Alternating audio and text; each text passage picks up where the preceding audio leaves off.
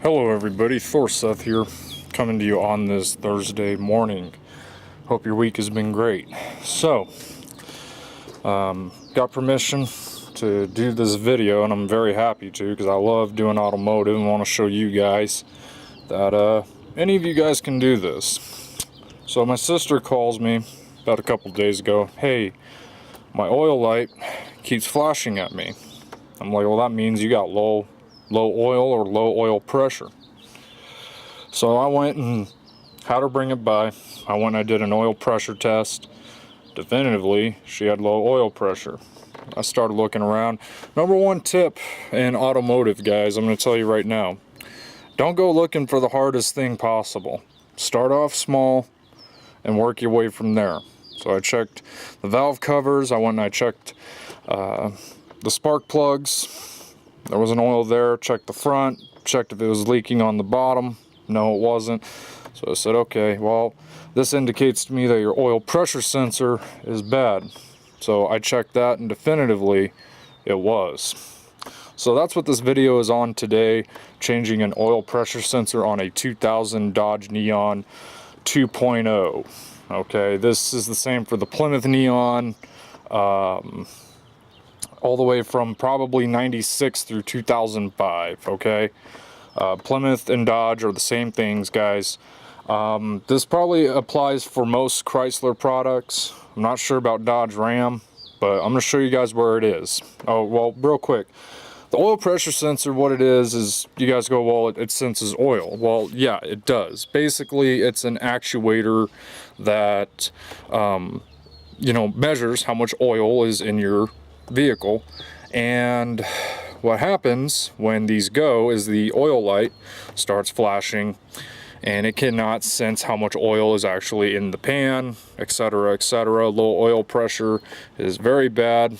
You can throw a rod, you can throw a bearing, bunch of other stuff. Basically, look at it like this.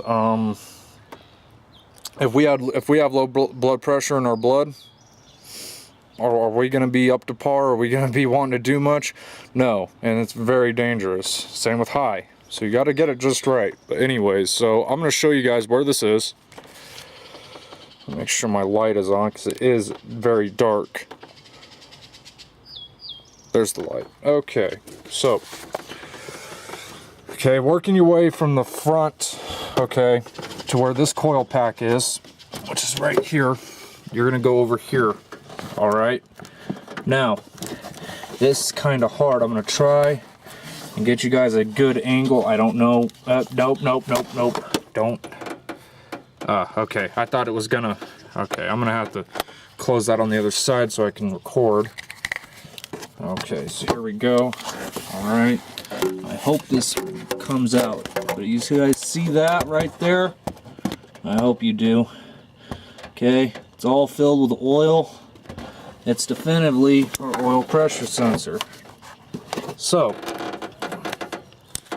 what you're gonna do, okay, is,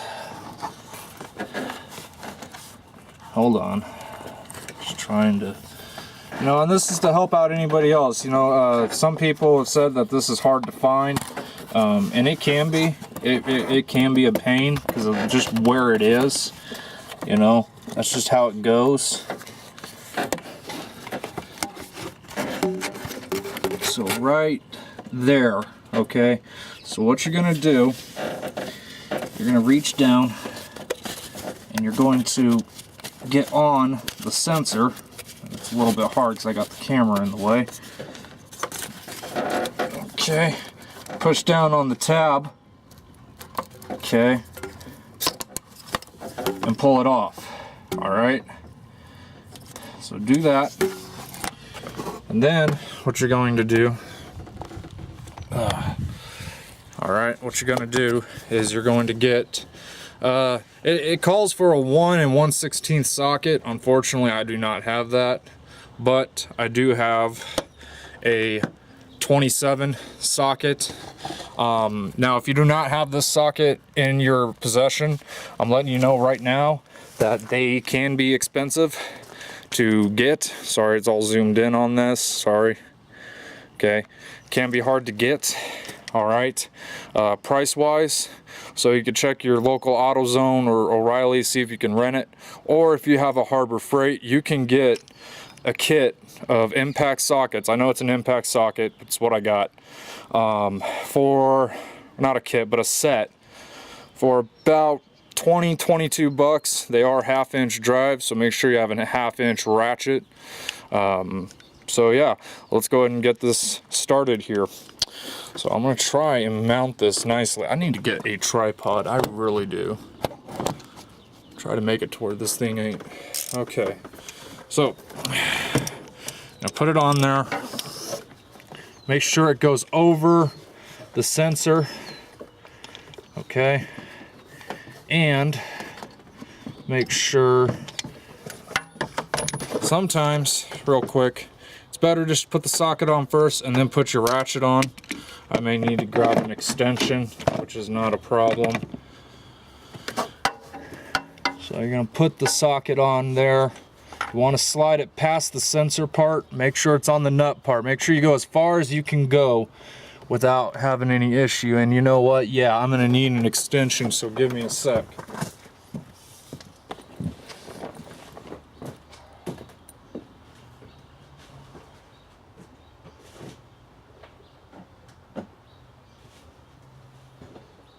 That might be too long, but just in case.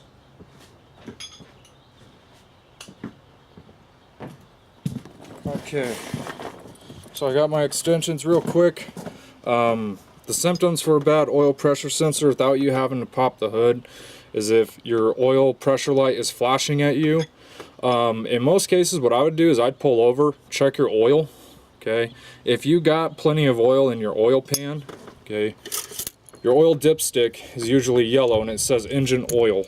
Okay, check that and go from there. Okay, shoot, let me put it back on there. So yes, this video is kind of long, but that's the whole point. I'm just trying to show you guys that how to do this and show you what I do. So, alright, I'm going to go ahead and attach the extension to the socket. I hope this one is actually long enough. Hope I don't have to get a wiggle tail in there.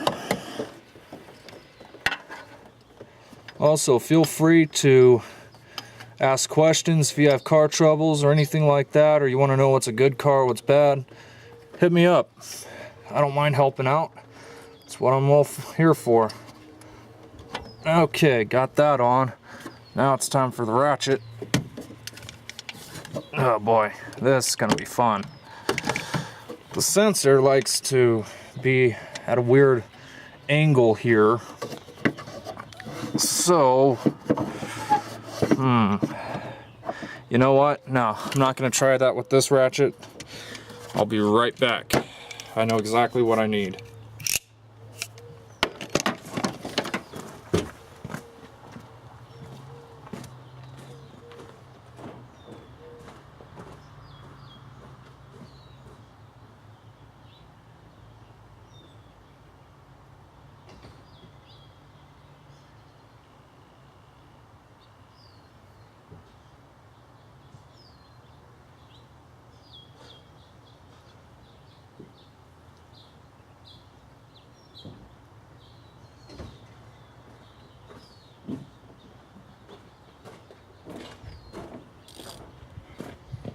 Okay, need a 1/2-inch flex head ratchet.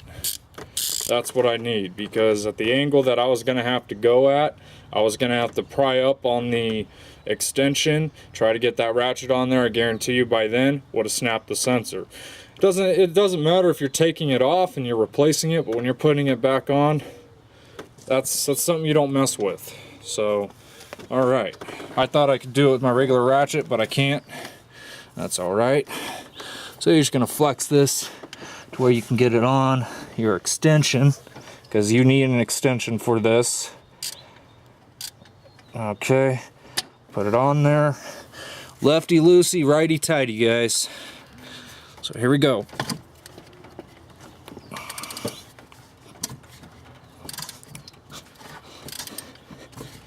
Now it is on there snug. So you are gonna have to put some force into it. Don't gorilla it.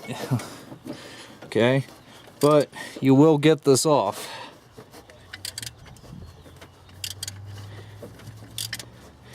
Yeah, that's in there pretty tight. I'm getting it. I'm going to show you guys the old one and the bad one.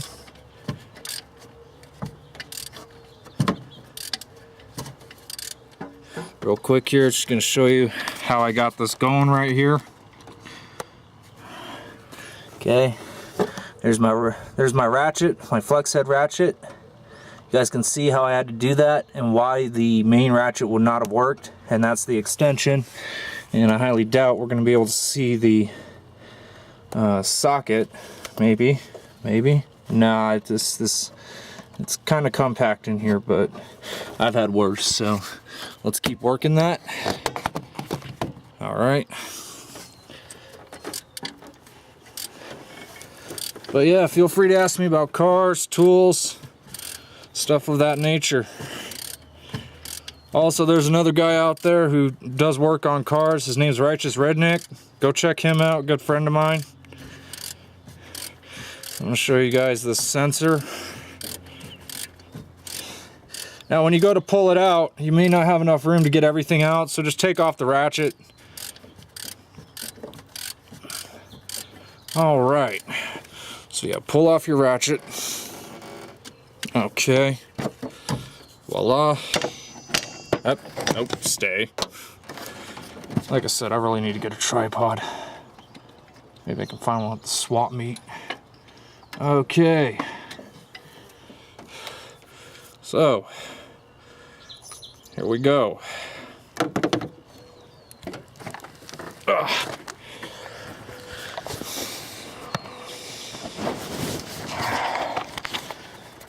Here is the old oil pressure sensor. Okay, as you can see, the sensor itself, the plastic piece, is filled with oil. It's not supposed to be that way, okay? And yeah, so that's the old one. Now, another tip, okay? Never, ever throw away your old parts until the job is done. I don't care if it's a hassle for you. Trust me, in the event that you have to reference back, you know, especially like if you're doing brakes, you know, you have something to go on. So here's the new one.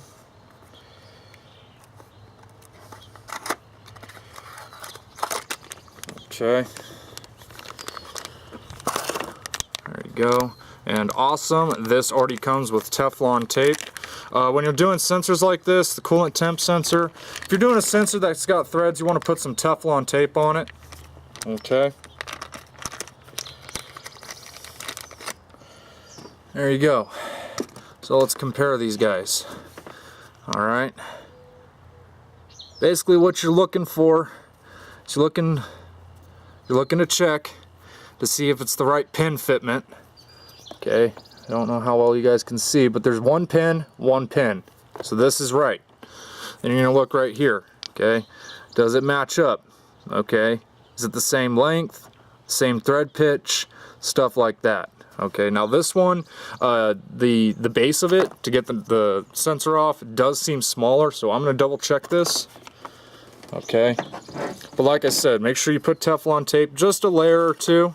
Okay, you don't have to goop it with Teflon. That's just to keep it more secure and make it to where oil's not going to leak past this. So let's see if my 27 will handle this. It might be a smaller one because it looks like that, but nope, that's just right. Okay, now I'm going to show you guys what you want to do, because I've heard a lot of people who have done this thinking that it's okay to gorilla stuff when you're tightening. Okay, it's very simple. Now, what you want to do is you want to start this by hand, okay, and take up as much slack as you can. It's going to save you quite a bit of time here. Okay, so find the hole where this came out of. Come on, I know you're right here. There you are. Okay. Now make sure you have it going in straight. Do not have this going in sideways, bent up or something like that, because trust me, if you do that, you're going to start cross-threading, and that is a pain. Okay. Now, you may feel a little bit of tightness at first. You're just working through the old oil and the old dirt. All right. Okay. So now, that's as far as I can take it, as far as the slack is concerned. All right, so we're gonna start tightening this up. All right, so let me get this set back up.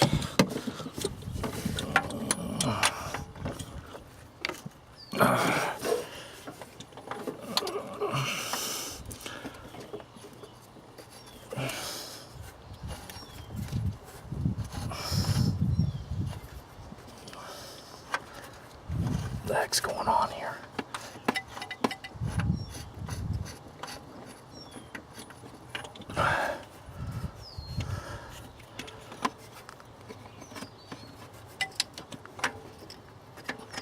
Okay, so I got it on there. You get your ratchet. Okay, this does not call for a torque spec. It's just good and tight, guys.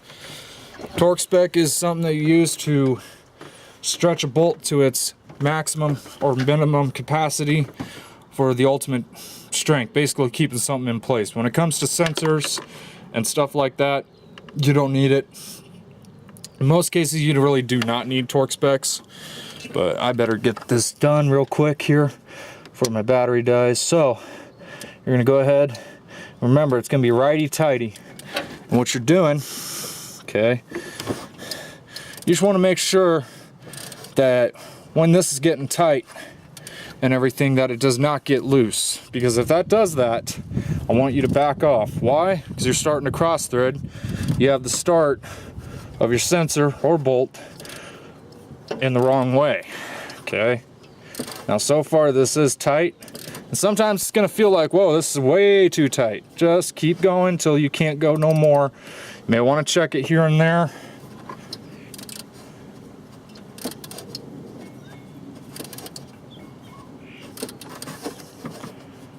Pull this back, and we're running out of time,